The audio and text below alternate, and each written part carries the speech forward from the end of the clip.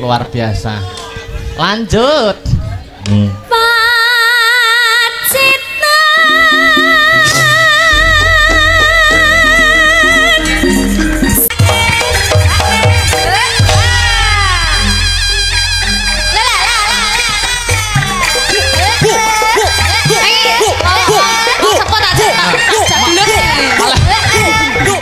Malah kayak Kriston.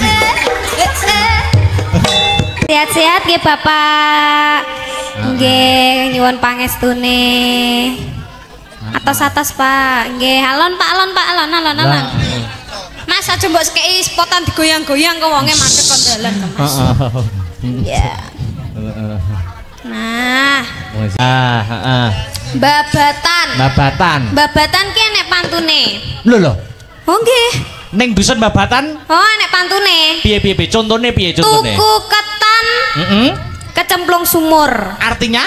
Warga babatan mugi-mugi panjang umur. Amin. Wah ya ampun ki bolo-boloku Mas. Lah ini cah cilik-cilik iki. Menyupport ya. Nggih. Tuku oil kecantol kawat. Apa kuwi? Pak Kolil kula nyuwun sangu, Pak. Pokoknya ngono, Mas, pokoknya. Aku yo ono pantun, Monggo. Mau sing pertama piye mau? Sing pertama tuku ketan. Tuku ketan kejegur sumur. Artinya warga babatan mugi-mugi panjang umur. Amin. Aku yo tuku ketan rasane legi. Lho, sampean duwe dhuwit Mas tuku ketan? Duwe dhuwit ra? Tuku ketan win duwe dhuwit ora? Yo utang mau sik. Utang. Tuku ketan rasane legi. Warga di dusun babatan mugi-mugi banyak rezeki. Amin. Amin ya rabbal alamin. Wah. Tuku ketan ning desa Bareng. Nggih, terus warga babatan terus ya wis. Kuwi kenyataan ora pantun kok. Warga babatan mugi-mugi kuwi ora pantun. Barengnya apa ya bareng? Mugi-mugi omahe tambah mentereng. Wah, ngono. Amin. Sing apik. Apa? Bisa apa? Apa Mas apa? Loh, di sini tuh kita ketekan Upin Ipin Mas. Upin Ipin. Sampeyan ngerti Upin Ipin? Upin Ipin ini film TV kan? Lah yo iki lho Upin Ipin. Loro gede-gede. Ngaturke matur nuwun terima kasih. Oh nggih ngaturaken matur suwun terima kasih. Ketua panitia. Anu asmane Pak Marwan, Mbah Marwan. Oh asmane Mbah Marwan. Nggih. Pak Satino nggih matur suwun saged nimbali kula kalian grup Astabrata Media. Luar biasa. Donga dinongo nggih Bapak. Amin. Iki ngene Dik Niken. Gandeng mau gak ana sambutane. Iki paling afdol nek Pak Marwan dan Pak Satino ora ketang sepatah dua patah kata diaturi minggah wonten pepanggungan. Nggih. Monggo Mbah Marwan. Wah ya, kali Pak Satino mungkin menawi ingkang berkompeten lintunipun badhe minggah monggo wonten ing sasana budaya. Sepati. Ayo, disambut Dik Niken. Tulung tok gak tong.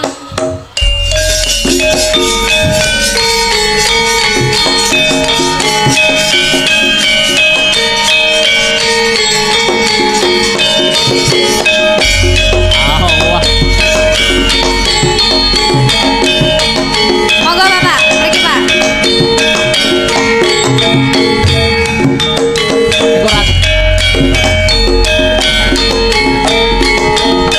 Oh tekane besok.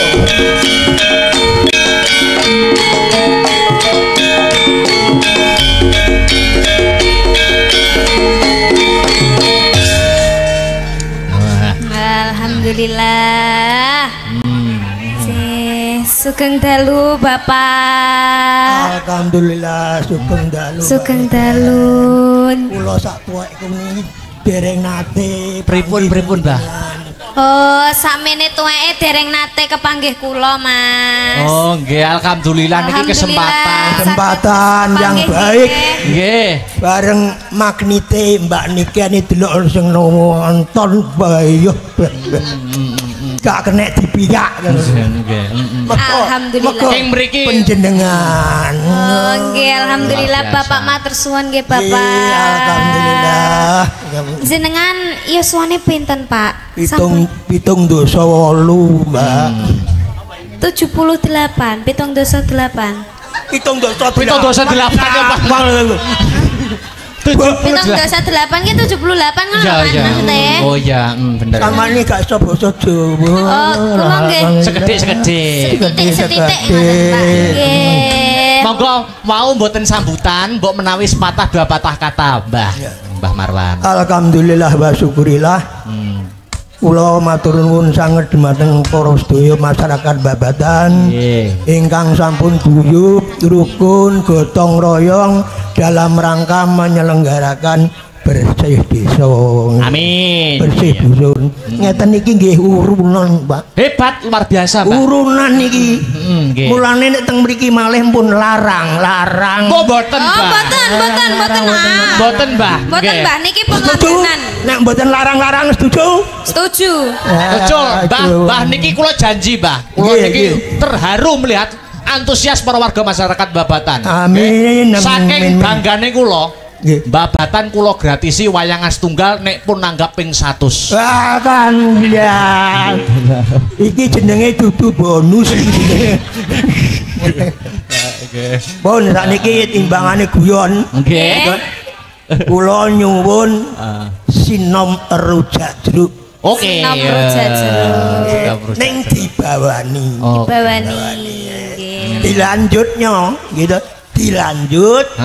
Caping gunung ning di dangdut nggih kula kene lek dilanjutne napa malih ngoten pun ngoten mawon mengki dilanjut masyarakat mengki puas alhamdulillah nggih jen bagus nggih jenengan tasik nim lho nim yo apa nim apa nom 78 kok nim nggih jenengan rambutnya nggih tasik muda nom Mas teh disemir barang ngono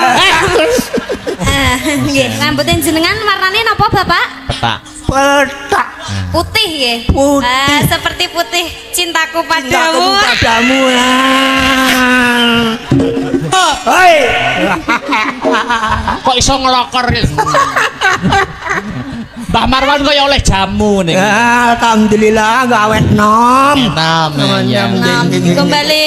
Dikembali. Nggih. Luar biasa. Ben entuk hiburan, Mas. Lho, Mbah Marwan niku tuwa, ketok tuwa niku udel munggah. Udel medun isih. Lho, ya toh. Piye maksudnya, Mas? Temen iku.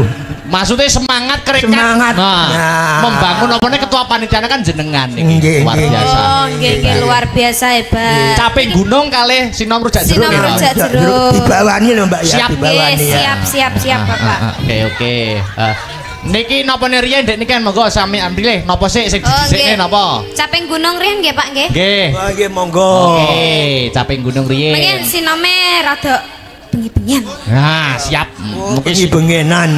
Sane lek mengke salah mboten ketinggal. Ayam. Langsung napa dibawani niki? Dibawani. Nggih. Kersane wis keco dibawani nggih.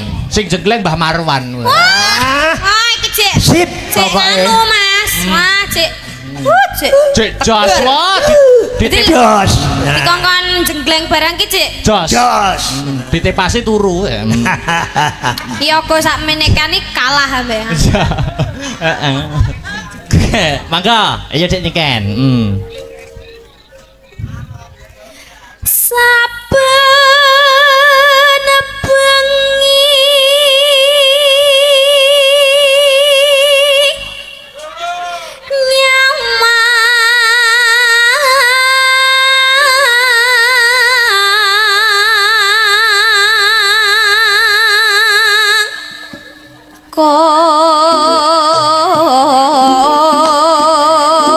ayo manut bayi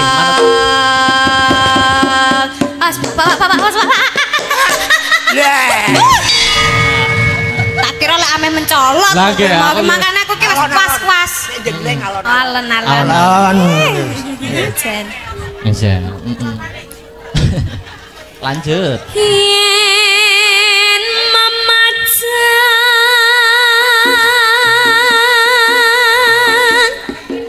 monganggo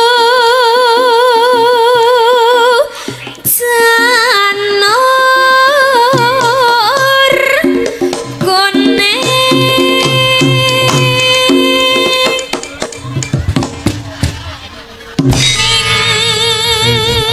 digoyang nanti goyang asik goyang yo tak bersama Om Marwan. Wah hebat Om Marlan yo. Digoyang dek digoyang dek digoyang dek digoyang dek digoyang. Apik.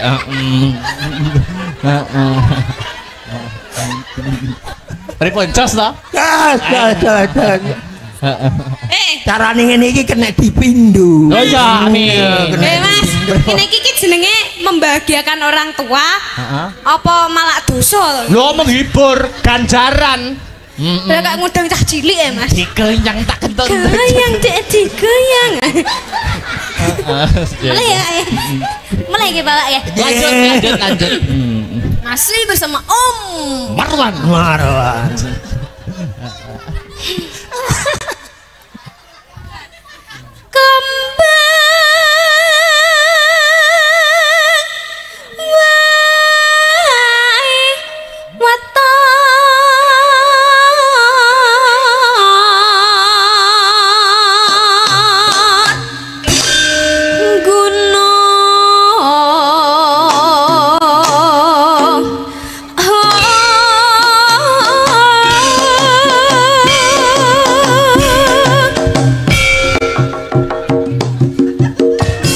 Oke, luar biasa. Lanjut.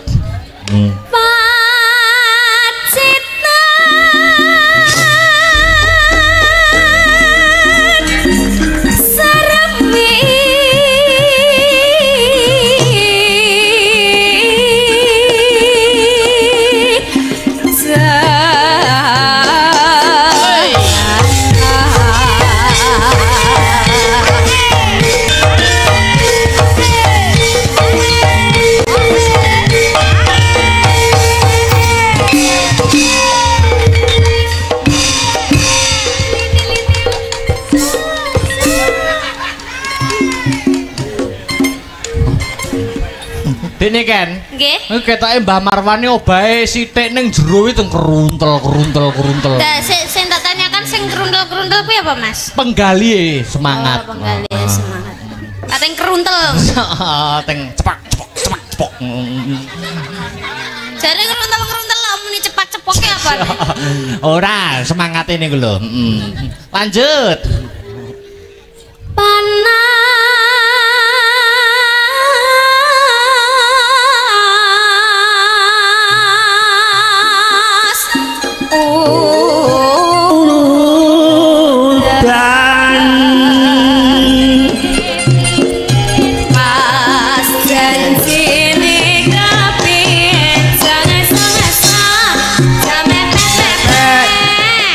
ojo mepet. Terus napa malih, Mbah? Ojo mepet. Terus gondak kepepet. Orang tenan to. Tenan.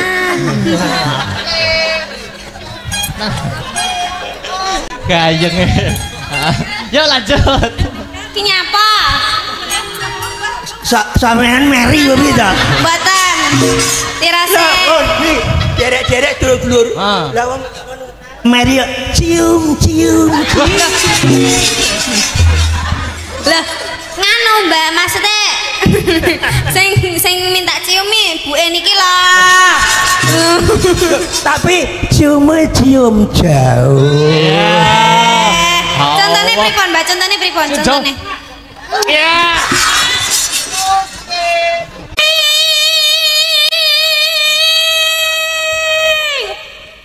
Mbak Marwan iki dadi nggih. Dadi.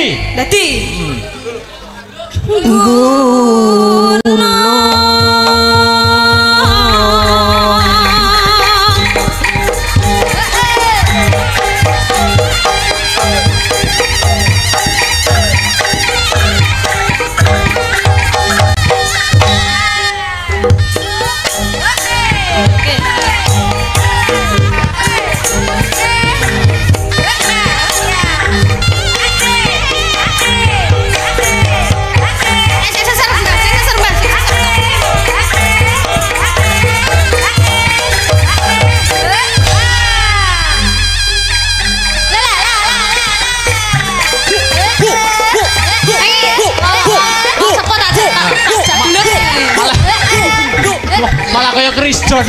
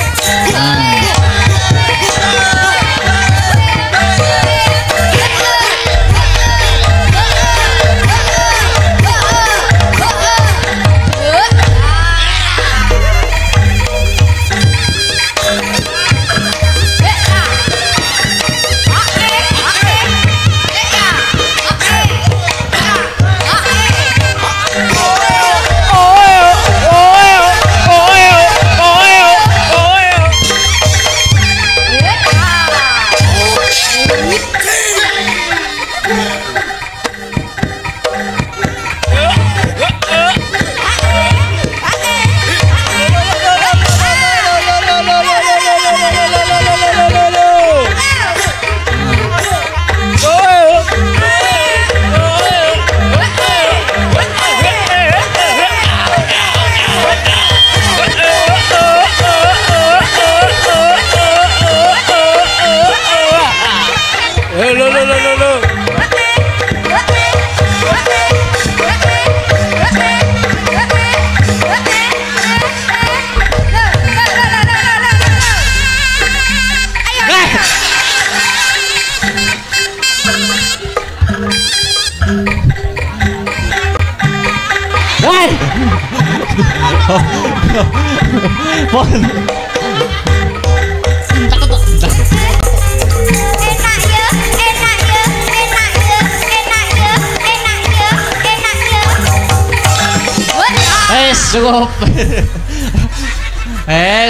Alhamdulillah. Alhamdulillah. Wis, wis. Oh. Nah, dadi Mbah. Wong lagi pisane kok wis menggeh.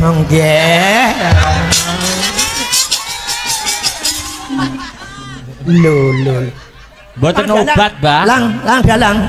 Semaput, areke semaput. Dadi. Coba ditangleti. Syaratnya napa, Mbah? Nak. Nikan umurmu piro, Nak? Nak. Sabar, Nak. Umurmu piro, asalmu saka ndi? Jenengku Miranda Gultom.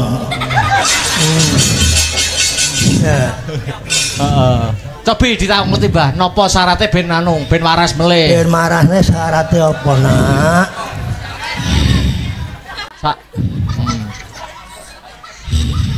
Ambekan sing dawa, Nak. Biasane jaranan iki kembang wis ora usum. Usume menyan ya wis ra usum. Saiki demit iki usume bayar utang. Lah, bayar utang. Dadi lek wis ngono ceritane, aku ora njaluk apa-apa. Njaluke gambar abang. Sitoke ya, Nak ya. Mbahku ora kagungan, sitoke ya, Nak ya. Sembarang. Sik tak jukokno dompetku ya mek sitok tok ya, Nak. Sitok ning ndi?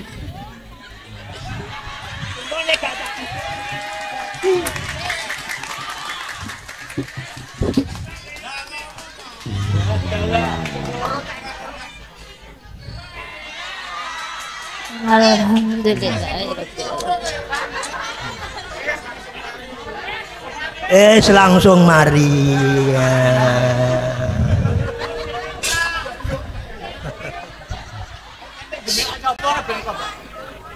Wah, nah niku lagi iki. Lah niki. Anu dalam mata kaji, mata kaji. Hati goyang, goyang, hati goyang, goyang, hati goyang, goyang, hati goyang, goyang. Tak gendut semua. Wes. Caping saiki timeng bawane wis karek langgame. Oke. Kok terus dindangdutno. Siap. Ya. Niku mengke rencanane ndangdutane niku njaran apa mboten? Kersane ndadi ngono. Enggak usah. Ora usah. Kok nek ndadi aku engko 100 repot. Oh, ngaten. Yo, nggih. Engko 100 repot kan yo. Nggih kersane rata ngoten. Kersane rata. Lho, yang yang kono kae. Walah. Kono kae lho. Oh, yang ti. Oh, nggih, Uti. Ampun, Uti. Cantik era. Iya, docan. Nah, iki. Nggih. Heeh. Iki mang. Nggih, Bapak. Pung-pung bulurah ya ora melu. Nggih. Aku blat Amor Cahayu ki seneng Lah, banget. Nggih. Saiki gak sangel-angel gendenge podang kuning dibawani. Bapak, kadung kula ngapalne sarip niki wau peh 7 bengi 7 jam niki wau. Wis monggo, pokoke sing penting sing bener. Nipun podang kuning mawon. podang kuning wae. Ya, Pak. Ya, Pak. Podang kuning wae. Ya, Pak. Pucane niki mangke kula mboten saged nenggani ngantos purnanipun acara. Nggih, siap. Nderekaken netakaken Amin. wayangan Nggih. soale nyun sewu Siap. ingkang dipun wastani Ringgit Purwo. Nggih. Menika nggih siji bulan Nggih. Tuntunan nggih leres, Pak. Niku sing leres ngoten. Kedah dicekel sedaya. Nah, ya mengke mesakaken Nggih. bapak-bapak sesepuh mriki kan tasik Penikmat lakon. Nah, siap. Terus pangapunten Nggih. kula mangke mantun niki terus wangsul. Nggih. Nderekaken, Pak. Nggih, nderekaken. Kapan-kapan kula tak dolan mriko. Nggih. Nek dolan biasa gak apa-apa, nek dolan golek tanggapan ya engko ngenteni nek nyadranan sasi sura. Oh, siap mboten silaturahmi mboten napa-napa. Nggih. Kula nggih dolan kula, Pak. Betul. Monggo. Kula nggih dolan nggih. Wis to ndang kene, cedhak kene lho. Nah, Ah, pung-pung bulurah gak melok, Iya. iki wis tak anggap gebiyokan. oke. Kebiasaan niku napa, Pak? Jamu. Oh, jamu.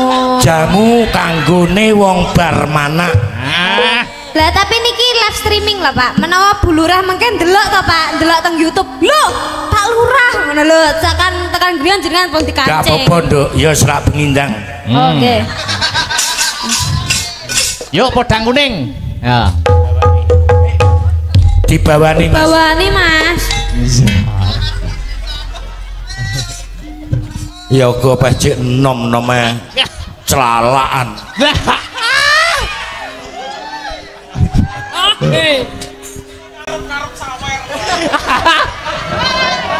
Ngarep-ngarep sawer. Piye wi mau sapa sing ngomong kuwi mau sapa? Wes ayo sayang. Oke. Ayo. Wong nyayang-nyayang untune wis rompal nih. Nadyan wujud temong paksi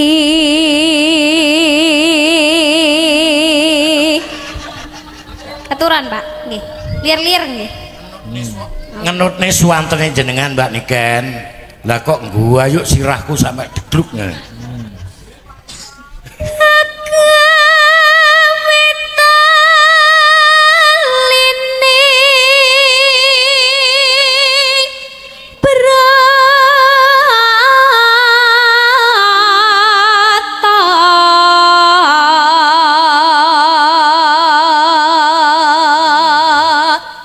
Ngono ae rada rene to.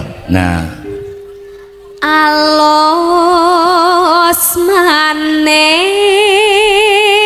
toramra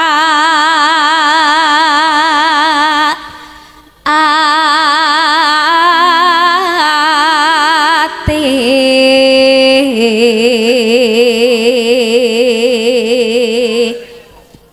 Jenengan, Pak. Wis, aku tak menikmati. Terus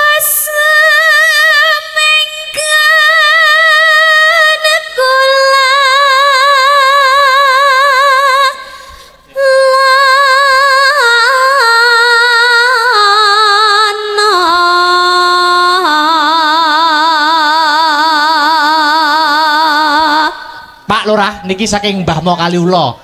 Ken nggih Ken anu niken untuk niken kagem niken. Nah, Mbak. Wis gampang.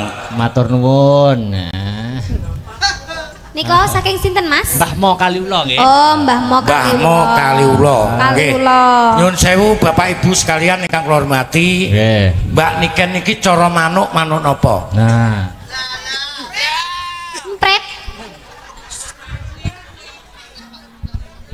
Niki cara manuk labet. Manuk labet. Kok saged manuk labet, Pak? Mergo potongane irunge karo tutuke wis cocok. Niki kengkene Mbah Wo. Oh, nggih, matur suwun Mbah Wo. Mbah Wo pundi? Mbah Wo Kaliura. Kaliula. Jadi aku wis ora nyawer lho ya. Wis diwakili Mbah Wo.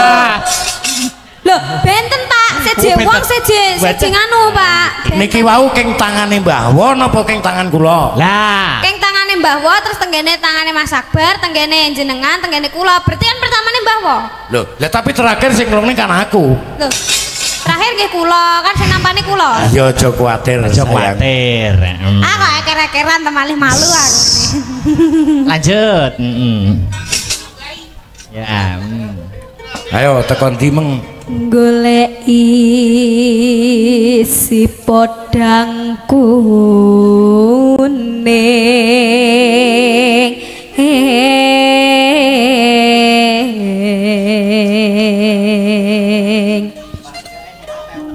ipo bunga ing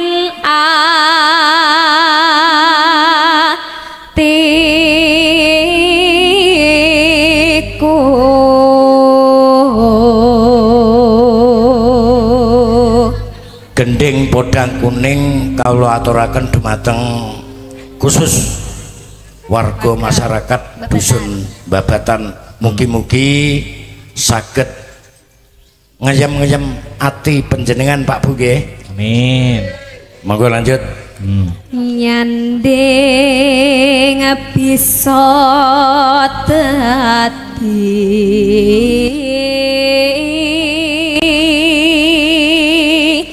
tombo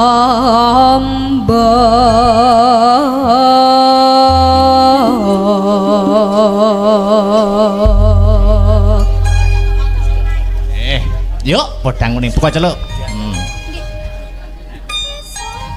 Esok awak ayo keprabon saking sang yang podo winenang Giya Risang Punta Dewa kalian Semar Badranaya dipun dandani kalian sang yang menang kinen topo ngerame bantu marang titah kang butuhake pambiyantu nuninggih kekasih Arsi Panca Tunggal dalah Bambang Asmara Bumi topo ngerame paring waluya jati temah nirmala dumateng Raden Gatotkaca ingkang kena pengabaranipun Begawan Dewa Kumara tanggap risang sadat tunggal merepeki ungganing Begawan Panca Tunggal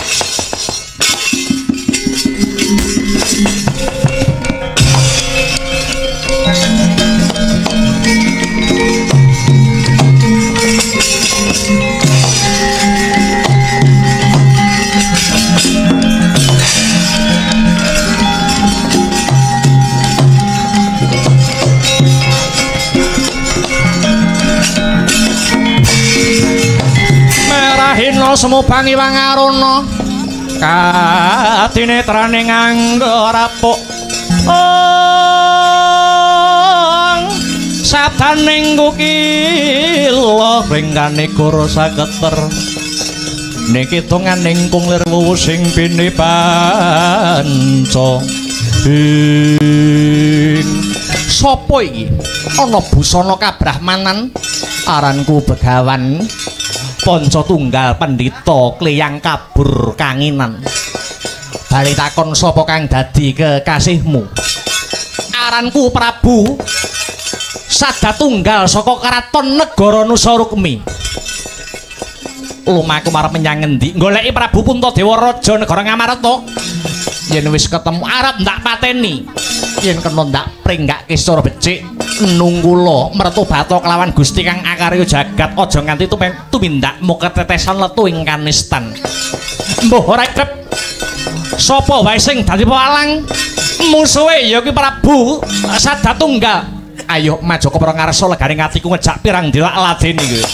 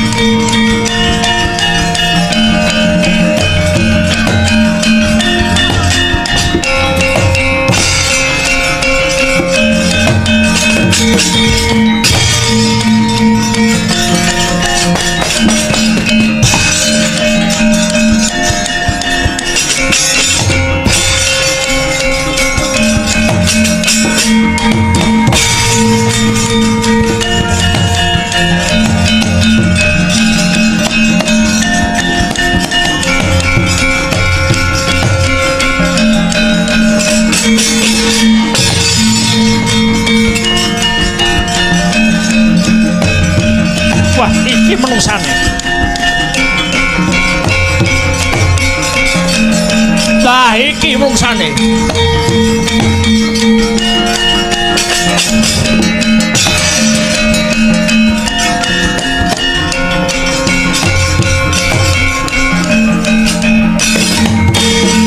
Nyata larupa saking godha sakura kula.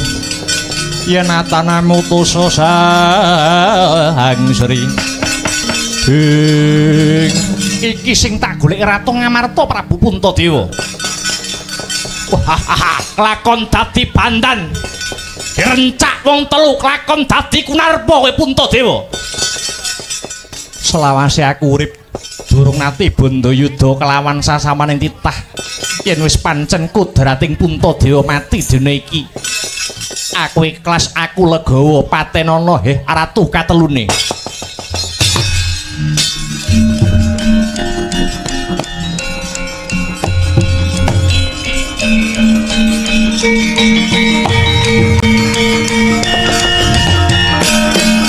Awit dayaning wahyu keprabon ingkang tumurun wonten Prabu Puntadewa ingkang dipun tedhakaken kalian Sang Hyang Wenang Prabu Sadatunggal, Prabu Nagasasra, Prabu Sabu Inten datar sejatining wujud Prabu Sadatunggal dados pusaka Ngamarta jimat Jamus Kalimasada.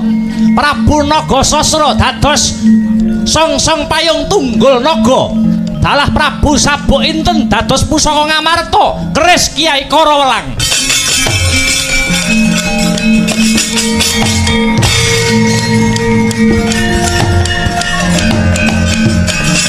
Wah,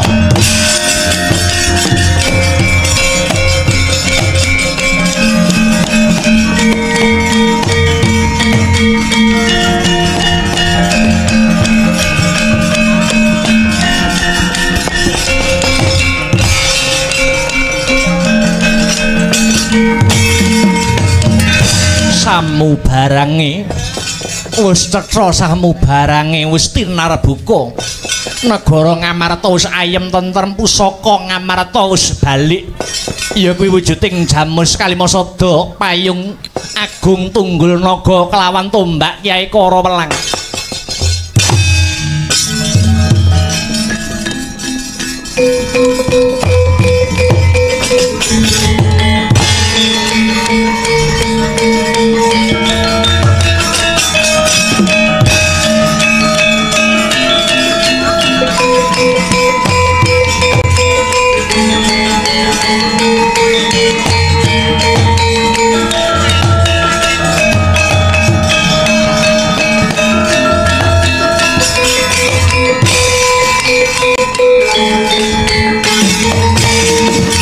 Sapa iki no?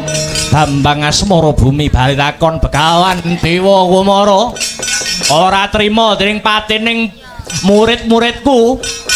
Puntadewa Gorak pateni nyoh Tampanana.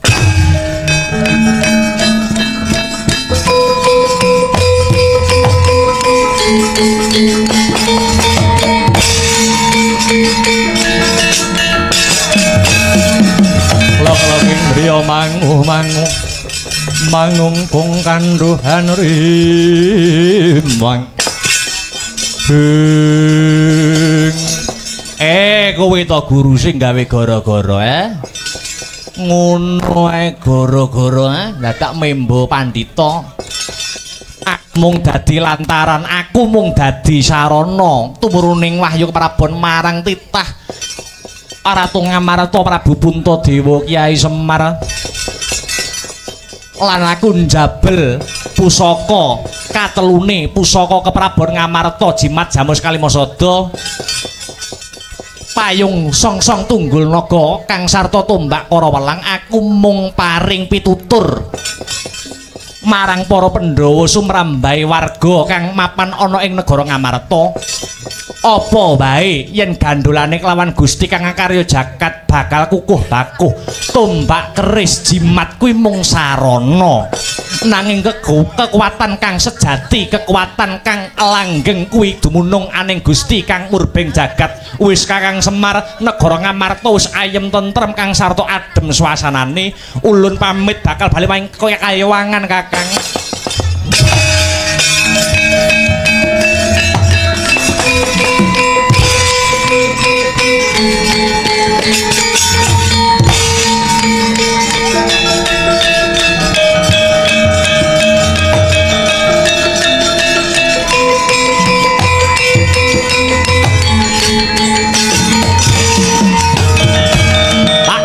Wahyu keprabon edan.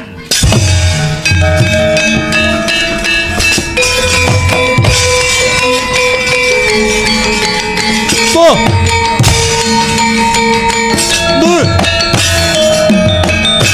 Wah. Wah.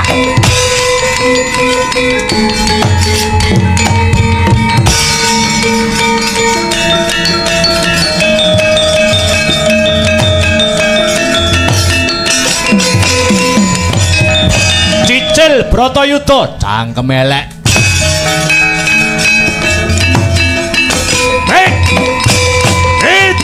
Oh.